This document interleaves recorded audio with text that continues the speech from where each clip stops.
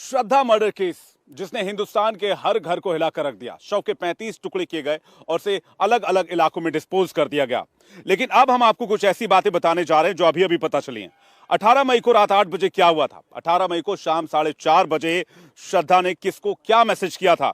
श्रद्धा का मैसेज आने के बाद अचानक उसका फोन साइलेंट मोड पर क्यों चला गया था? श्रद्धा की एक चैट हिस्ट्री सामने आई है। इस चैट हिस्ट्री में श्रद्धा के 35 टुकड़े होने की पूरी मिस्ट्री छिपी हुई है। देखिए इस रिपोर्ट को। 10 घंटों में 35 टुकड़े किए।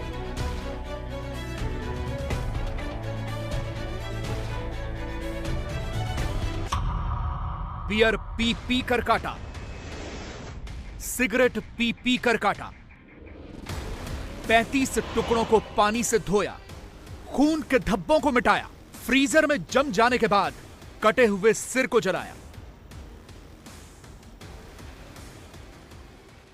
लाश के टुकड़े करने से पहले शरीर को सॉफ्ट करने के लिए पानी गर्म करने वाला इलेक्ट्रिक रॉड लेकर आया। फर्श से खून साफ करने के लिए वैक्यूम क्लीनर खरीदा। तस्वीरें आपके सामने हैं। रात भर लाश के टुकड़ों के साथ रहा। एक दिन पहले जो खाना ऑर्डर किया वही खाकर सोया। खाने का बिल ये रहा। बिल पर आफताब साफ साफ लिखा है। पीने के पानी से लेकर चाय तक सबका ऑर्डर ऑनलाइन ही करता था। फुल डिटेल आगे देंगे।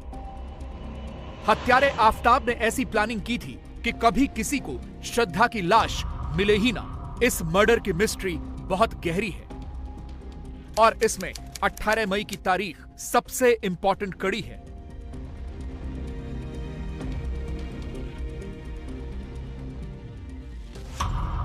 अठारह मई की शाम तक श्रद्धा सोशल मीडिया पर एक्टिव थी। उसी से जुड़ा एक स्क्रीनशॉट सामने आया है। 18 मई को श्रद्धा ने अपनी एक दोस्त को शाम 4:34 पर एक मैसेज किया था। मैसेज में श्रद्धा ने लिखा था, dude I have got good news, I got super busy with something. इसके जवाब में श्रद्धा की दोस्त ने शाम 6:30 बजे पूछा, व्हाट्स द न्यूज? लेकिन इसके बाद श्रद्धा ने कोई जवाब नहीं दिया। सूत्रों के मुताबिक 18 मई की रात ठीक 8 बजे श्रद्धा और आफताब के बीच बहस हुई। इस बार बहस का मुद्दा आफताब का किसी लड़की से बात करना नहीं, बल्कि मुंबई में बचे घर के बाकी सामान को दिल्ली लाने को लेकर था। दोनों इस बात को लेकर झगड़े कि मुंबई से दिल्ली सामान लाने का खर्चा कौन उठाएगा, दिल्ली में घर का खर्चा कौन उठाएगा।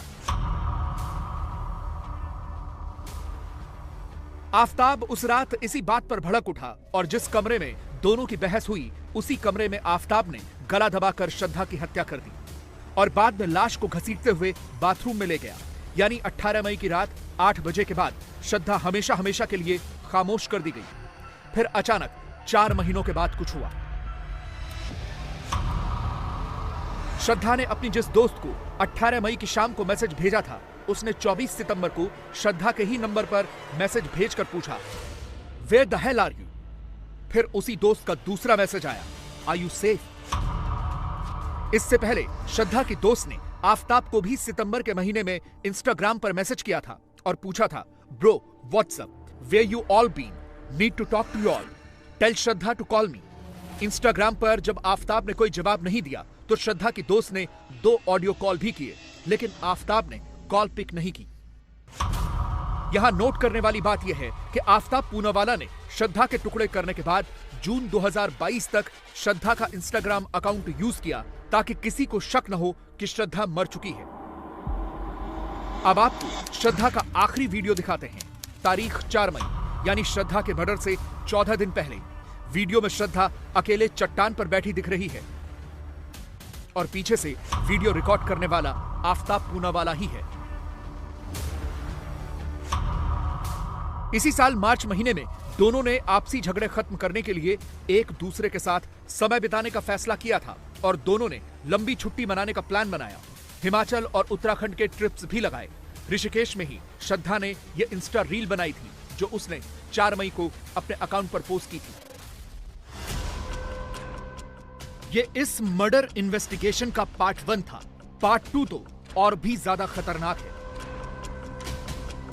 रिपोर्ट्स के मुताबिक आफताब के गूगल सर्च लॉग से यह पता चला है कि उसने 2010 देहरादून अनुपमा राजेश केस के बारे में पढ़ा था।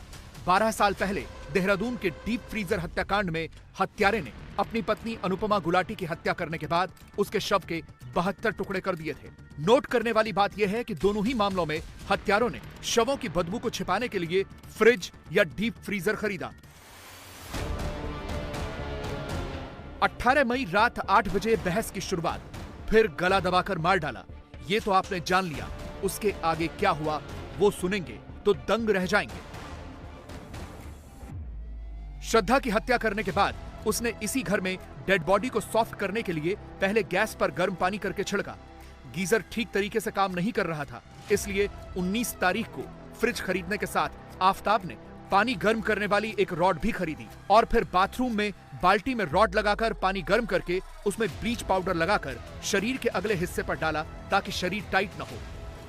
18 तारीख को जब कत्ल किया, कत्ल करने के बाद उसको ये काटना चाहता था, लेकिन पहले इसने पूरी तरीके से YouTube पर, इंटरनेट पर सर्च किया कि बॉडी को कैसे ठिकाने लगाएं। इसके बाद इसको ये आइडिया आया, ये एक डबल डोर का फ्रिज खरीद कर लाया, जो हम आपको बता चुके हैं, दिखा चुके हैं। उसके बाद बाथरूम के अंदर जो गीजर है वो सही तरीके से काम नहीं कर रहा था, इसीलिए ये आप देखिए घर के बाहर ये एक जो आप बॉक्स देख रहे हैं, रॉड, एक नई रॉड ये खरीद कर लेकर आया जिससे पानी गर्म किया जाता है। अमूमन जिन घरों में गीजर नहीं होते हैं वहां पर इस तरीके से जो रॉड है उसका इस्तेमाल करके पानी को गर्म किया जाता है। 19 तारीख को, यानी कि जिस दिन इसने फ्रिज खरीदा, बाकायदा पास की ही दुकान से ये इस तरीके से एक पानी गर्म करने वाली रॉड खरीद कर लाया। और इस रॉड को खरीदने के पीछे का मकसद मैं आपको बताता हूं कि इस रॉड को इसलिए खरीद कर लाया कि इसने पूछताछ में खुलासा किया कि बॉडी ऐसे ये नहीं काट पाता, इसीलिए ये बाजार गया, वहां से इसने ब्लीच पाउडर खरीदा। इसका ये कहना है कि ब्लीच पाउडर बॉडी पर लगाने से वो थोड़ी सॉफ्ट हो जाती है। साथ ही इस रॉड से बाथरूम के अंदर इसने बॉडी को रखा श्रद्धा की इस घर में, और बॉडी को रखने के बाद बाथरूम में ही इस रॉड से बाल्टी में पानी गर्म किया और पूरे दिन, यानी कि 19 तारीख को सुबह से 18 को इसने कत्ल किया। रात भर ये बॉडी के साथ रहा, सुबह फ्रिज खरीदा, उसके बाद रॉड खरीद कर लाया और उसके बाद ये शरीर के अलग अलग हिस्सों पर पानी गर्म करता और गर्म पानी को एक हिस्से पर लगातार डालता रहता और ब्लीच पाउडर घोलकर उस पानी में ये गर्म पानी डालता था और फिर बॉडी के उस हिस्से को ये काट देता था। ऐसा वो 19 मई तक लगातार करता रहा और 19 मई की रात को बॉडी काटना शुरू की। आफताब को यह भी पता था कि जब वो श्रद्धा के टुकड़े करना शुरू करेगा तो नाली से खून निकलेगा, इसलिए उसने पानी चलाकर रखा ताकि सीधा खून नाली में न जाए और किसी को पता भी न चले। आफताब ने श्रद्धा के मर्डर के बाद वैक्यूम क्लीनर भी मंगाया था। यह वैक्यूम क्लीनर जमीन पर पड़े खून के धब्बे मिटाने के लिए इस्तेमाल किए गए। वैक्यूम क्लीनर जो है, एक छोटा वैक्यूम क्लीनर का जो बॉक्स है वो भी घर के बाहर इस वक्त पड़ा हुआ है। ये घर के अंदर से निकला है और जब पूरे घर की ये सफाई इसने ये कर रहा था पिछले करीब 6 महीनों से, जब इसने इस कत्ल की वारदात को अंजाम दिया, उसके लिए इसे एक वैक्यूम क्लीनर भी चाहिए था, जिसके लिए ये वैक्यूम क्लीनर खरीद कर लाया। तो पूरी तैयारी इसकी थी। इसने फ्रिज खरीदा, करीब 10 से 12 घंटे लगाए, शरीर के टुकड़े टुकड़े किए, गर्म पानी करने के लिए रॉड खरीद कर लाया, वैक्यूम क्लीनर खरीद कर लाया। इस घर से पुलिस ने, ये जो मेरे पीछे आप फ्लैट देख रहे हैं फर्स्ट फ्लोर पर D93, ये आफताब और श्रद्धा का वो फ्लैट है जहां पर कत्ल हुआ। पुलिस ने वो फ्रिज बरामद किया जिसको फॉरेंसिक लैब में जांच के लिए भेजा है। साथ ही रॉड बरामद की, ब्लीच पाउडर बरामद किया, वैक्यूम क्लीनर बरामद किया है। आफताब ने लाश के टुकड़े करने के बाद सबसे पहले शरीर के उन अंगों को फेंका जो जल्दी से खराब हो सकते थे, जिनमें जल्दी से बदबू आ सकती थी। उसके बाद यह रात भर लाश के टुकड़ों के साथ ही रहा। इसके बाद आफताब का अगला टास्क था फ्रिज में रखे लाश के टुकड़ों को जंगल में ठिकाने लगाने का। इन्वेस्टिगेशन में 2 और चौंकाने वाली बातें पता चली हैं। नंबर 1, इसने शरीर के सभी पार्ट्स को जंगल में फेंका, जबकि एक पार्ट यानी अंगूठे को किसी और लोकेशन पर फेंका।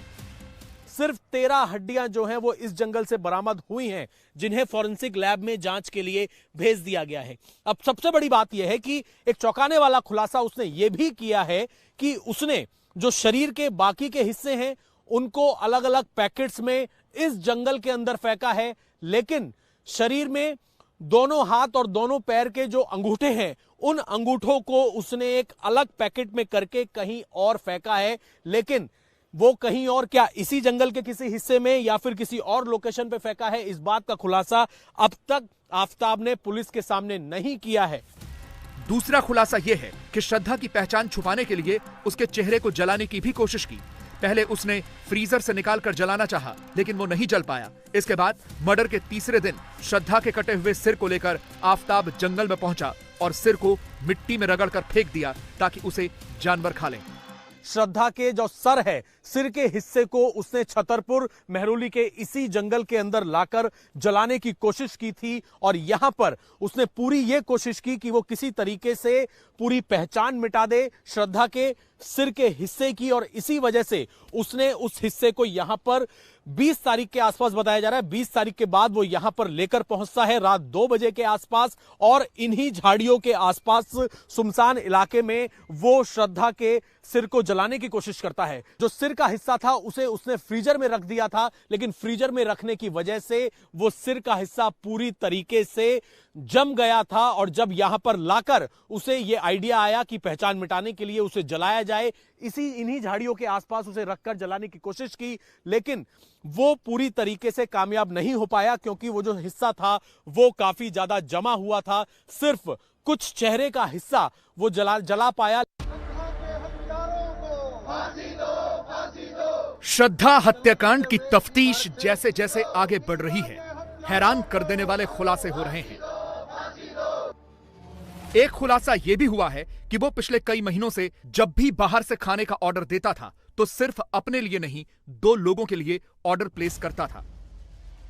आफताब कितना शातिर था, इसका अंदाजा आप इस बात से लगा लीजिए कि खाना तो खाना, चाय के लिए भी वो ऑनलाइन ऑर्डर ही करता था। चाय पॉइंट से ही रेडीमेड चाय मंगवाता था ताकि चाय के लिए उसे दूध, चीनी और चाय पत्ती खरीदने के लिए बाहर न जाना पड़े और ना ही वो किसी बाहरी व्यक्ति के संपर्क में आए। दिल्ली पुलिस सूत्रों से यह भी पता चला है कि दिल्ली पुलिस के हाथ कई बेहद अहम सुराग लगे हैं श्रद्धा हत्याकांड मामले में। दरअसल दिल्ली पुलिस के हाथ वो खाने के बिल लगे हैं जो आफताब श्रद्धा हत्याकांड के बाद ऑनलाइन ऑर्डर करके खाना मंगाता था। दरअसल सूत्रों ने यह भी बताया कि आफताब हत्याकांड के बाद जब भी खाना मंगाता था तो 2 लोगों के लिए खाना ऑर्डर करता था ताकि किसी को भी ये शक ना हो कि घर में वो अकेला है और सबको यही लगे कि वो श्रद्धा के साथ रह रहा है। इतना ही नहीं, आमतौर पर जब भी कोई घर में अकेला होता है तो वो चाय घर पर ही बनाता है, लेकिन आफताब जो है चाय भी ऑनलाइन ऑर्डर करके चाय पॉइंट से रेडीमेड मंगवाता था ताकि उसे चाय का जो रॉ मटेरियल है वो लेने के लिए बाजार न जाना पड़े, क्योंकि अगर वो बाजार जाता तो उसे डर था कि लोगों की नजरों में वो आ सकता है और उसकी चोरी या उसका जो गुनाह है वो पकड़ा जा सकता है। और जब इंडिया टीवी संवाददाता अभय पाराशर क्राइम सीन पर पहुंचे तो कैमरे पर उन्हें इसके सबूत भी मिल गए। जांच में इस बात का भी खुलासा हुआ है कि आफताब कत्ल करने के बावजूद लोगों को चकमा दे रहा था कि इस घर के अंदर 2 लोग रह रहे हैं। इसके लिए वो पास में से ऑनलाइन शॉपिंग करता था, खाना मंगाता था, और जिसके सबूत इस वक्त घर के पास मौजूद हैं। आप देख सकते हैं जहां पर रॉड और वैक्यूम क्लीनर के डब्बे थे वहीं पर कोल्ड ड्रिंक की बोतल, ये घर से निकला हुआ सामान है। जब पुलिस ने यहां पर जांच की थी, जो खाने के पैकेट से मंगाता था खाली डिब्बे वो यहां पर पड़े हुए हैं। सामने आप देख सकते हैं जब ये बाहर से खाना मंगाता था, और ये इतना शातिर था कि 2 लोगों के लिए ये खाना मंगाता था। आप देखिए यहां पर तमाम जो अलग अलग फूड जो रेस्टोरेंट्स हैं उनसे ये देखिए ये सारे जो पैकेट्स पड़े हुए हैं, रोल के पैकेट्स, बर्गर के पैकेट्स जो हैं, और ये खाली जो डिब्बे हैं यानी कि जो रेस्टोरेंट खाना पैक करके भेजते हैं, वो तमाम जो डिब्बे हैं वो इस घर से बरामद हुए हैं।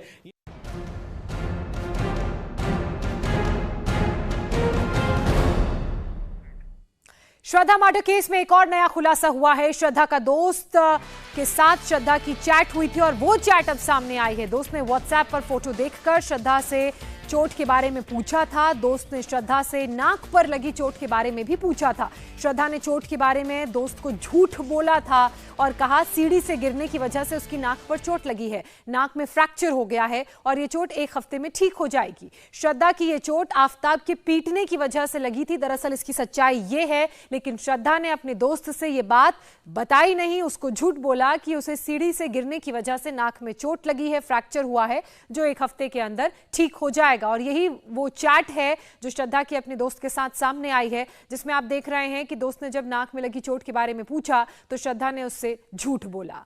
इंडिया टीवी हर वक्त हर जगह डाउनलोड करने के लिए सर्च करें India TV news Google play store या ऐप स्टोर पर।